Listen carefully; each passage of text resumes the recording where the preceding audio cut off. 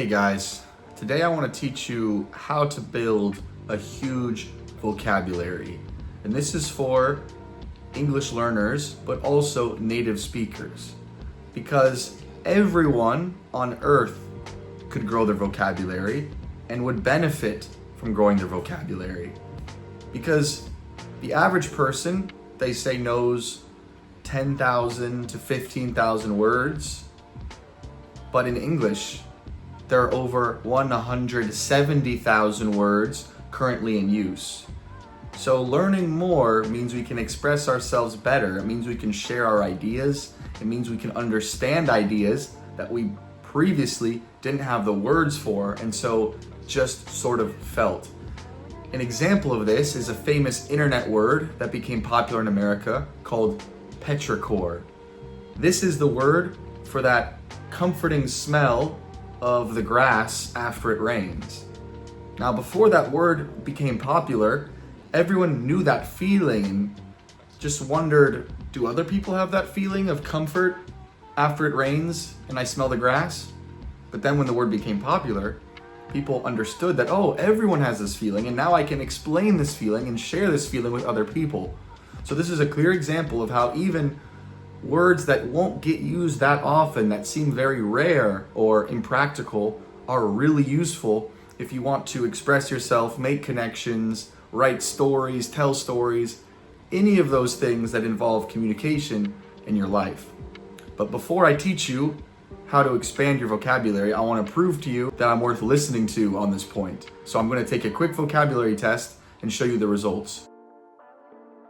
Okay, so here we are on vocabularytester.com. Wish me luck. We're gonna see if I actually have expanded my vocabulary after all these years of reading, listening, learning as a native speaker. Let's go. And here are the results. I'm C2, which I believe is the highest level, with a vocabulary size of about 40,000 words.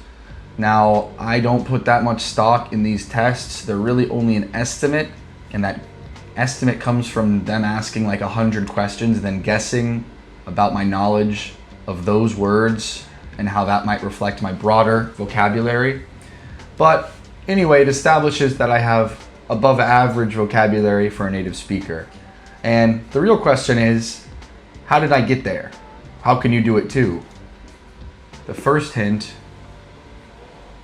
is up there. But the question remains, how do we build a large vocabulary? How do we build that pyramid up from nothing or from basic English? The answer, sadly, is not some trick. It is not some special technique. It is reading for pleasure. And I know this because obviously I have lots of friends who are native speakers from America, England, all over the Anglosphere. And the ones that have large vocabularies, 100% of them read for pleasure. I do not know anyone that built a really large and impressive vocabulary or who is highly, highly articulate who does not read, right? Podcasts, YouTube videos, studying English, right? These aren't the things that people do, that native speakers do to increase the number of words that they know.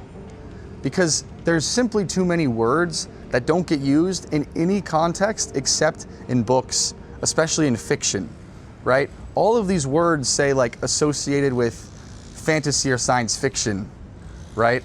Like sorcery, spells, witchcraft.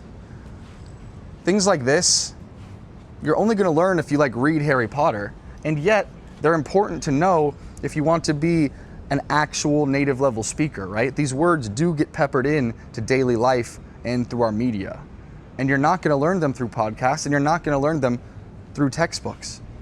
Reading fiction is the only way you can get immersed in special circumstances, right? If you read a detective novel, you will learn the words regarding police work and investigations and crime. If you read a science fiction novel, you're gonna learn the words associated with space, time travel, aliens.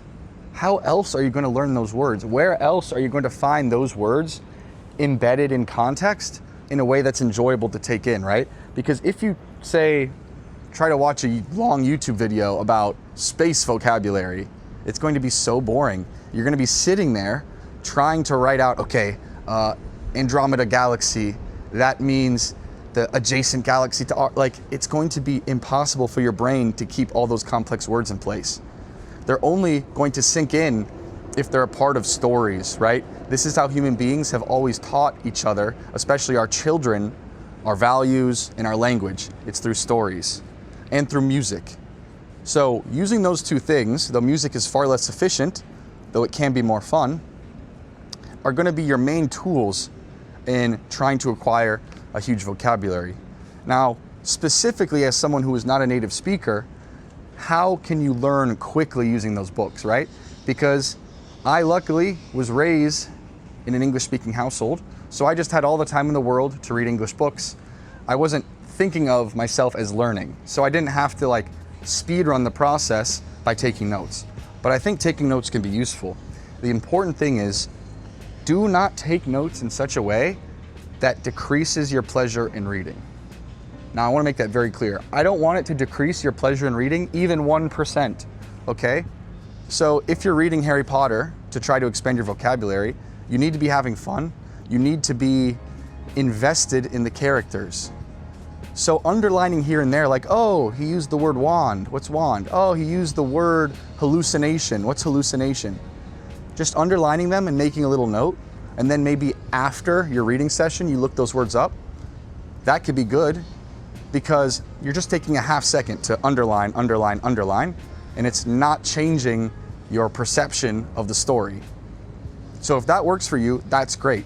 But the minute it crosses over into, okay, Harry Potter said that this owl is very elegant. What does elegant mean? And then you stop reading, you look it up, you can't find a good definition, so you get frustrated and you get kicked out of the story.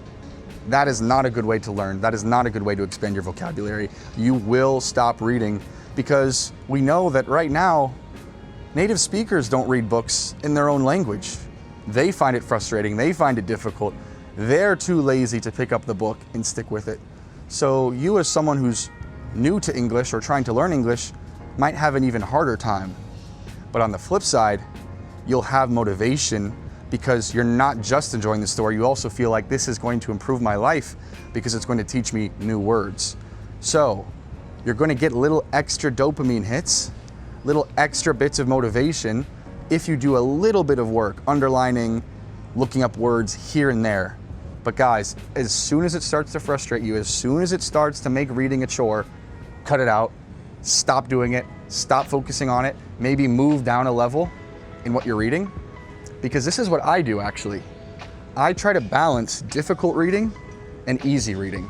So I'll read a little Shakespeare, but it's so rich and often difficult that I can't sit reading Shakespeare for 3 hours a day, day after day after day. It's too much.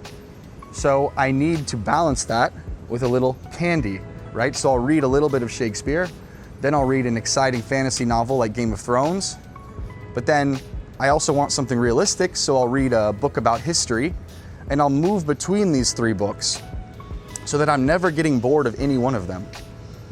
And by doing that, I'm growing my vocabulary 3 times as fast because these kinds of books are teaching me different things, right? Game of Thrones is historic words that aren't used that often.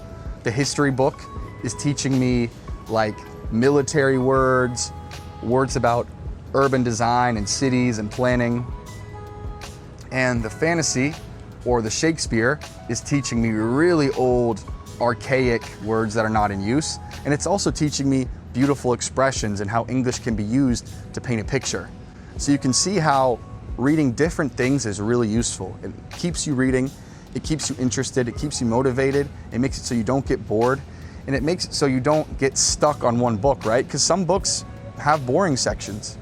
And if you get stuck on those, your reading habit's gone and you're no longer expanding your vocabulary. To prove my point, I'm going to do a quick bookshelf tour.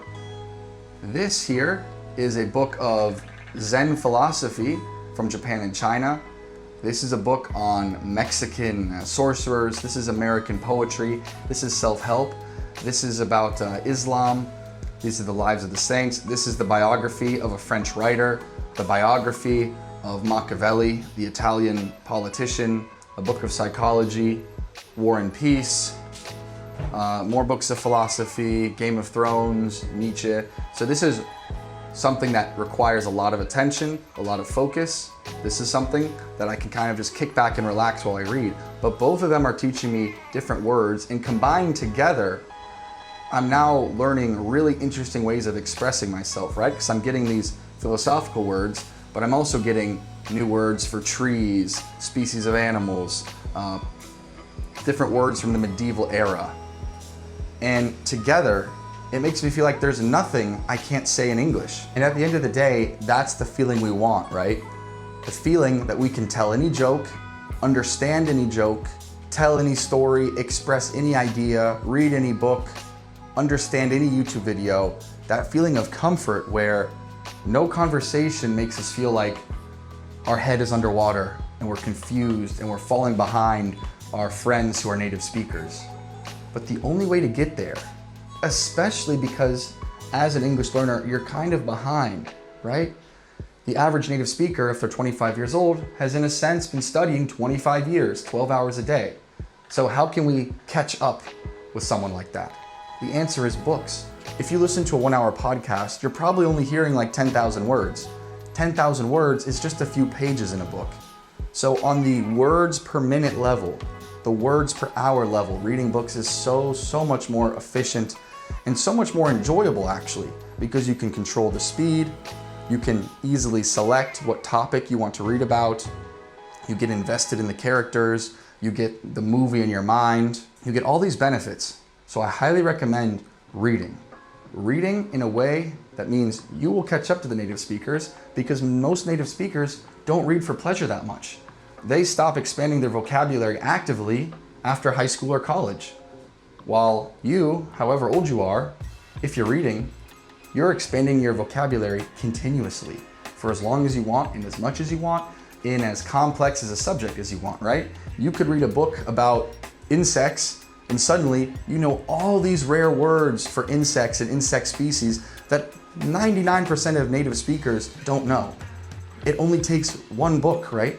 One book, and now suddenly you're the most fluent person on a given subject that you know. So with that in mind, guys, I encourage you to start reading, combine that with listening to comprehensible input videos, and build that vocabulary pyramid from simple words like rivers and rocks to complex words like granite, whirlpool, torrent, rushing, and all those kinds of words that you don't encounter most of the time. Now they're out there, you just gotta find them in books. So good luck, and I'll see you in the next video.